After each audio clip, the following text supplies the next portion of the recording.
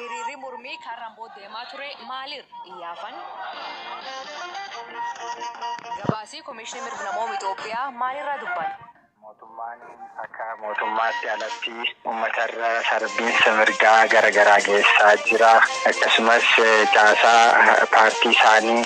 Waldhibdeen daangaa Suudaaniif Itoophiyaa maalirra jira? Sagantaa keessatti sanbeessimna. Oduu biraalee qabadee dhiyaadhaa.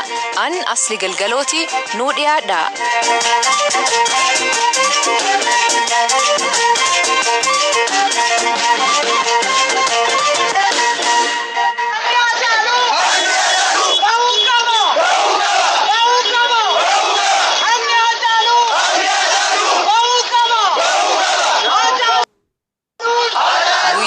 Magaalaan Boottii baratoonni manbarnoota qophaa'ina Amboo hiriira ba'anii turan. Baratoonni manbaramsaa qormaata addaan kutuun daandii ba'anii dhaadannoo dhageessisaa turan. Barataan maqaan isaa dhahamuu hin barbaannee fi mormii kan irratti ka'e hirmaate tokko BBC'tti. Manbarumsaa qophaa'ina magaalaa Amboo kan sadarkaa lammaffaadha. Piriippii jechuudha. Jalqaba ijoolleen kilaasii keessatti turanii barattoota ture qormaata ture. Garuu sababa hiriira ba'umsaatiin kan jirudha. Hiriira ba'umsa jedhamee qophiin xumurameera. Kanaaf booda hiriira ba'ame. Hiriira sana irratti mormii ture. Mormichi immoo kan ilaallatu hidhamtoonni siyaasaa akkuma beekaman akka Baqqalaa fa'aa, Jawaar fa'aa, Hamzaa Booranaa fa'aa, Abdii Raggaasaa fayyadamanii jiran akka gad lakkifamanii fi Hacaaluu Hundeessaa sababa inni du'eef akka beekamuu fi eenyu akka ajjeesudha. Inni guddaan immoo tokko immoo abaa'uun kan keenyadha. Kaafaa'uunis kan keenya kan ture shaninnis numa. Kan jiru ture hiriiricha irra caalaansaa jechuudha. Kan hammatu waa'ee hiriiricha daandii guddichatti baanee iddoo aadachaa jiru dhaadannoo irra itoo jirru akka deemnuun humnoonni mootummaadhaan hoogganaman kan akka raayyaa ittisa biyyaa kan liyyuu oromiyaa kan jedhamu tokkoo fi humna korokkeessaa jedhaman walitti dhufuudhaan ijoollee irratti reebichamaa fi hidhaa gaggeessuudhaan ijoollee baay'ee akkasumas akka hidhanidha kan beekamaa jiru. Ijoollee baay'eedhaan yeroo reebichi hamaan baay'ee gaggeeffamee jira.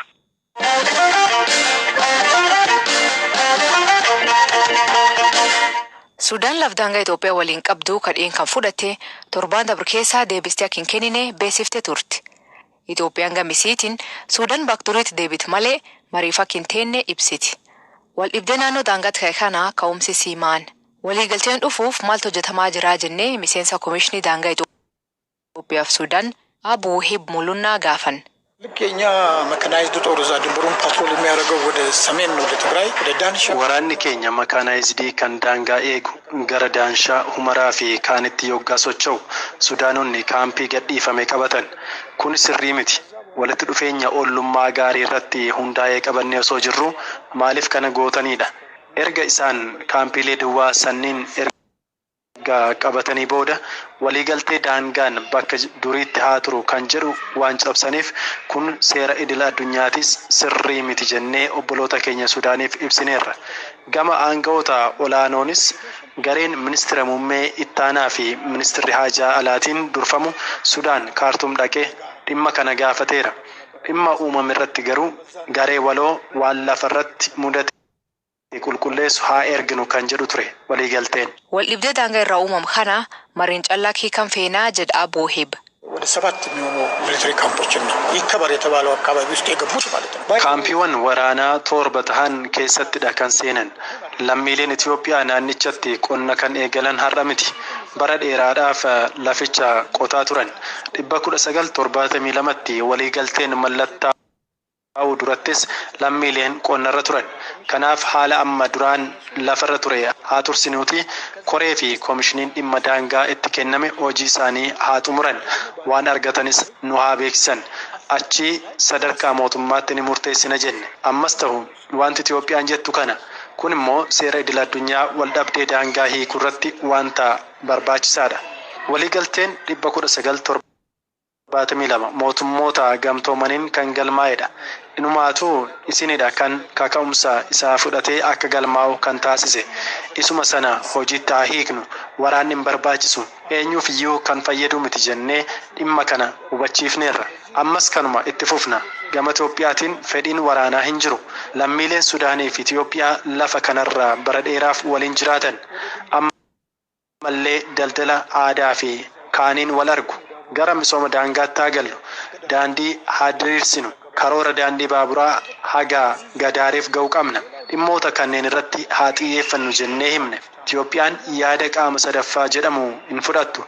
Isaan illee biyyi sadaffaa gidduu akka galu jedhanii hin kaasne. Gaafii wal dhibdeen biyyoota lamaanii mariin yoo furamuu dadhabu maaltu ta'a jedhu obbo Wuhiib akkanaan deebis.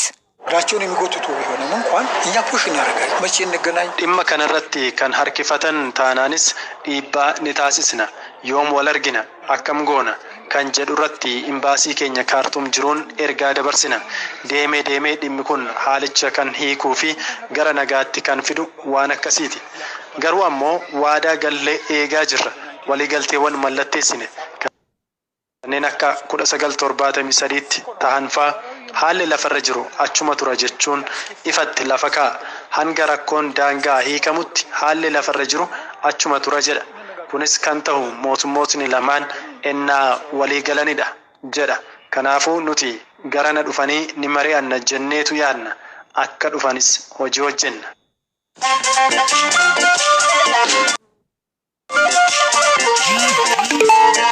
Dhaggeeffattootni amma oduu gaggabaaboo addunyaa isaanii dhiyeessaa jalqabaan pireezidantiin Ameerikaa Joo Baayiden walitti dhufiinsa biyya isaatiif gamtaa Afrikaa cimsuu dubbata. Bulchaan isaan duraa Doonaald Tiraamp waggaa 2018 biyyoota Afrikaatti shitool jedhee koomii kaase. Eegee annamsanyii addaan baasee jibbuu mitii jedhee mormate. Manni murtii olaanaa Indiyaa koomeediyaan guyyaa 35 qoosa inni jedhanii hidhame waa biniiksis. Munawwar Fariquu jalqaba majii kan inni qophii bashannanaa xumure poolisiin qabe. Maan jennaan amantii hinduutiin qoosuuf karoorfatee jedhan. Mishinariin kiristaanaa tokko dubartoota xixiqqoo Keeniyaa keessatti gudeeduuf yookiin buufachuuf hidhaan waggaa 15tti murtaa'e. Gregory Doo mana ijoollee abbootii hin qabne Keeniyaatti banatee dubartoota gan 11 gudeedaa ture jedhan. Eegi ijoolleen himattee haadha warrisaa waliin US baqatan. Duraanuu keessummootii B17 Afrikaa keessaa UK seenuu hin dandeettu jedhan. Am lakkoofsi sun daramee biyyooti 33 Afrikaa keessaa ajaji haaraan itti baay'e. Seerri haaraan kun eegidooti koronaavaayirasii UK keessaa addunyaa caale. Ministeerri muummee Itoophiyaa ganam kanaa ministeerri dhimma US Anthony Blinken waliin mari'achuu ibsan.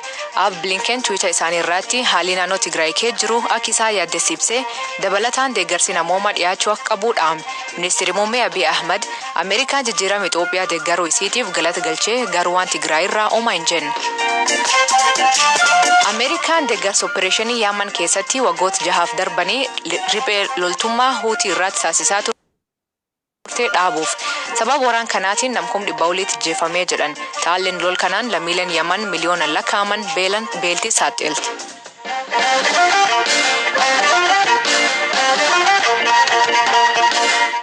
Komishinii mirga namoota Itoophiyaa haala Jawaarfaan keessa jiran qorachuuf manhidhaa Qaaliitiif Qilinxoo erga qorattoota bobbaasaniin booda arga baas. Jawaarfaan ka guyyaa 9ffaaf lagannaa nyaataa jiran kalima murtii dhiyaatan. Gabaasi haaraan kun maal irra dubbataa jedhee komishinii mirga namoota Itoophiyaa irraa Abbi Imaad Abdulfattaa gaafadhe. Gabaasni har'a baafnee akka waliigalaatti wantoota sadiif keessatti qabata.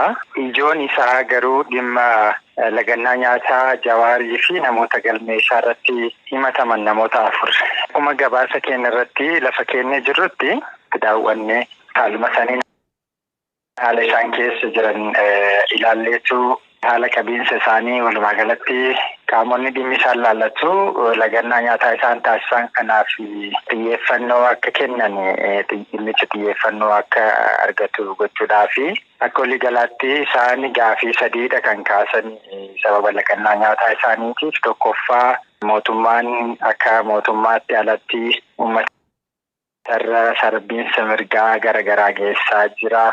Akkasumas caasaa paartii isaanii diiguudhaan hidhuudhaan namoota dhiittaa mirgaa garaagaraa geessaa jira komii jedhu qabu. Lammaffaa immoo sababa isaan gaafachuudhaaf gara mana sirreessaa namoonni dhufan akkasuma immoo daddacha isaanii hordofuudhaaf namoonni dhufanii yeroo garaagaraatti poolisiidhaan akka hidhaman akka tumaman jiran komii akkasii qabu. Sadarkaa sadaffaa irratti ammootu dhimma Koloneel Gammachuutiin wal qabate nama kana miidhaan irra ga'uu danda'a, balaan tokko irra ga'uu danda'a sodaa jedhu qabu hidhamtoonni kuni. Koloneel Gammachuun duraanii miidhamee jedhanii himanii amma maan himata?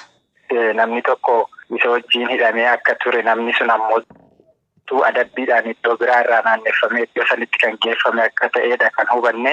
Koloneel Gammachuun ammootu akka komiitti kan kaase kanaan duras manneen hidhaa 8 garaagaraa keessatti naanneffamee xiinsammuu kan koorras miidhaan akka ga'u wantoonni garaagaraa miidhaan qaamaa irra ga'ee jiraatu baatus xiinsammuu kan koorratti miidhaan akka irra ga'u taasifamee jira. Nama amma waliin hidhame kanas maal akka ta'e eenyummaa isaa hin beeku. Iddoon kunis iddoo namoonni adabbiidhaaf itti hidhaman malee iddoo hidhamtoonni dileen itti hidhamanii miti. Haala sodaachisaa ta'e keessa haala lubbuu kan koorra miidhaan dhagahuu danda'u keessan ture komii jedhu qabaa. Haa ta'uutii sodaan sun jiraatus Koloneel Gammachuu nuti qaamaanis arginee dubbisnee jirra. Hamma yeroo nuti argineetti miidhaan qaamaa irra gahee akka hin jirredha nuti kan mirkaneessine jechaadha. Walumaa galaatti haalli hidhamtoota maal fakkaata Qaallitti keessatti? Egaa nuti daawwannaan keenya tippa kanaa kuni hidhamtoota 3 kanarratti kan xiyyeeffatedha. Giraawun yaamii viidiyoon tokko isa ilaallatu sooshaal miidiyaa fi miidiyaa garaagaraa irratti naanna'aatu ture. Sababa viidiyoo saniitiin wal qabatee qaamoleen garaagaraa nama kana lubbuu isaa irra balaan qaqqabuu danda'a sodaa jedhurraa kan ka'e komishinii keenyatti iyyata dhiyeessanii jiran nutis iyyatuma san bu'uura godhachuudhaani gamaan kun iddoo inni jirutti dhaqnee dubbisnee jirra. Yeroo dubbisne kanarrattis akka hubatuu dandeenyetti amma guyyaa nuti dubbisneetti nama kanarra miidhaan qaamaa irra ga'e yookiin reebichi irratti raawwatame akka hin jirredha kan mirkaneessine. Haa ta'u malee erga viidiyoon sun gadi lakkifamee booda dallaa xinnooman inni keessa jiru sanitti laamesaniin keessa akka hin baane dhorkamee jira. Gabaas kan ka'e ta'an maan akka koomishiniitti gaafii isaanii fudhatanii ees geessitan akkamiin gargaaram jari kun? Nuti egaa asli wanti guddaan nuti godhuu dandeenyu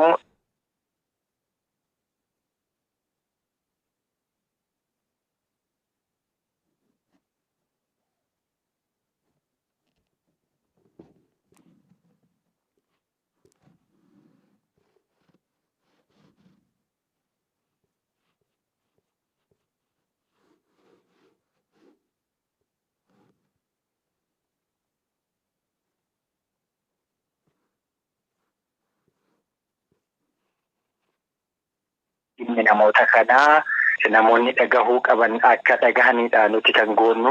Sadarkaa lammaffaa immoo wantoota sadarkaa manneen sirreessaatti sirraa'uu danda'ani battaluma sanitti bulchitoota manneen sirreessaa wajjin dubbatuudhaani akka sirreessan gochuudha gaheen keenya jechaadha. Garuu sanaan alatti dhimmoota qaamolee alaa qaamolee biroo ilaallatan beeksisuun alatti akkas godhaa jechuun dandeenyu aangoo kennaa isa alaa jechaadha.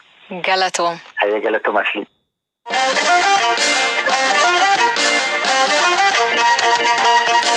Premier League Ingilizii kadhum torban kana taphatamu xiinxalaan kubbaa miilaa BBC Mark Lawron tilmaam kenne. Elias Molugeeta nutti hima.